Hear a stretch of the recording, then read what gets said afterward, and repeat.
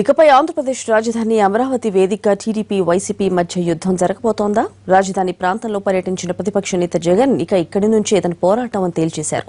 రాజధాని నిర్మాణంలో భారీ స్థాయిలో అవినీతి జరుగుతోందని ఆరోపించారు. అయితే చూసి ఓర్వలేనంతతోనే జగన్ విమర్శలు గుప్పిస్తున్నారని మండిపడ్డారు టీడీపీ నేతలు.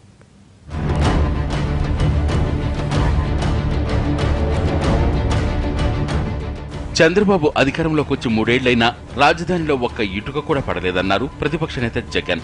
అమరావతిలో అన్ని టెంపరరీనే అంటూ ప్రభుత్వంపై విరుచుకుపడ్డారు. రాజధాని ప్రాంతం నిడమర్రు, లింగాయపాలెంలో పర్యటించిన జగన్ రైతులతో ముఖాముఖి నిర్వహించారు. రాజధాని ప్రాంతంలో తాను త్వరలో ఇల్లు కొనబోతున్నానని, ఇక్కడే ఉండి ప్రజల సమస్యలపై పోరాడతానని జగన్ లింగాయపాలెం రైతులకు హామీ ఇచ్చారు. ప్రభుత్వం ఎప్పటికైనా బలవంతంగా భూములు లాక్కోవటం ఆపాలని జగన్ డిమాండ్ చేశారు. అన్నింటిలో చంద్రబాబు అవినీతి చేస్తున్నారని విమర్శలు గుప్పించారు. చంద్రబాబు నాయుడు గారు కాంట్రాక్టర్ల దగ్గర నుంచి బొగ్గు దాకా స్కాములే, బొగ్గు నుంచి ఇసుక దాకా స్కాములే, ఇసుక నుంచి మద్యం దాకా స్కాములే, మద్యం నుంచి చివరికి గుడి భూములు కూడా వదులుకోకుండా చంద్రబాబు నాయుడు గారు స్కాములు చేస్తా ఉన్నారు. ఈ స్కాముల్లో చంద్రబాబు నాయుడు గారు ఏ స్థాయికి వెళ్లిపోయాడు అనంటే, రాజధాని భూముల్లో మరి ఈ రకమైన స్కాములు చేసినప్పుడు గుండె తరుక్కుపోతుంది. ఆశించిన పదవి రాలేదన్న బాధతోనే రాష్ట్రంలో జరుగుతున్న అభివృద్ధిని చూసి తట్టుకోలేక జగన్ చంద్రబాబుపై విమర్శలు గుప్పిస్తున్నారని టీడీపీ నేతలు మండిపడ్డారు.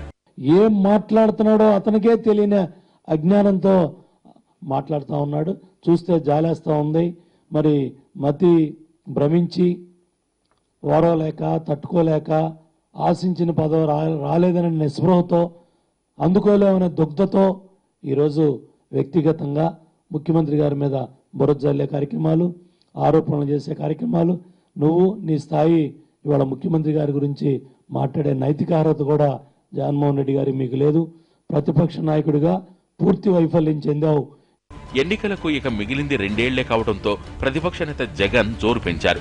రాజధాని ప్రాంతంలో పర్యటించడమే కాదు, ఇక అక్కడే ఉండే ప్రజా సమస్యలపై పోరాడతానన్నారు. అయితే అధికార పార్టీ నేతలు మాత్రం జగన్ది అసూయ అంటూ కొట్టిపడేస్తున్నారు.